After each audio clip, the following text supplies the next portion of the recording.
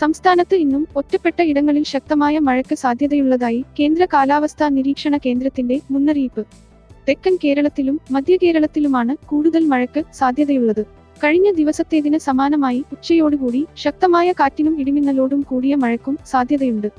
വടക്കൻ കേരളത്തിൽ കാര്യമായ മഴയ്ക്ക് സാധ്യതയില്ല.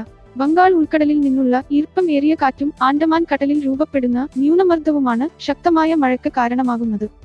4 ദിവസം കൂടി സംസ്ഥാനത്ത് ഇടിമിന്നലോട് കൂടിയ ഒറ്റപ്പെട്ട മഴയ്ക്ക് സാധ്യതയെന്ന് കാലാവസ്ഥാ കേന്ദ്രം അറിയിപ്പ് നൽകിയിട്ടുണ്ട്. ഇന്നലെ തലസ്ഥാനത്തടക്കം ശക്തമായ മഴ പെയ്തിരുന്നു. അതിനെ തുടർന്ന് കനത്ത നാശനഷ്ടവും പലയിടങ്ങളിലായി റിപ്പോർട്ട് ചെയ്തിട്ടുണ്ട്. ഇന്ന് തെക്കൻ ആൻഡമാൻ കടലിൽ ചക്രവാതച്ചുഴി രൂപപ്പെടുമെന്നാണ് പ്രതീക്ഷിക്കപ്പെടുന്നത്. പിന്നീട് ഇത് ന്യൂനമർദ്ദമായി മാറുമെന്നും കാലാവസ്ഥാ നിരീക്ഷണ കേന്ദ്രം അറിയിച്ചു. ഇതിന്റെ ഫലമായി ശക്തമായ കാറ്റിനും മോശം കാലാവസ്ഥക്കും സാധ്യതയുണ്ട്. മത്സ്യത്തൊഴിലാളികൾ ജാഗ്രത പാലിക്കണമെന്നും മുന്നറിയിപ്പുണ്ട്.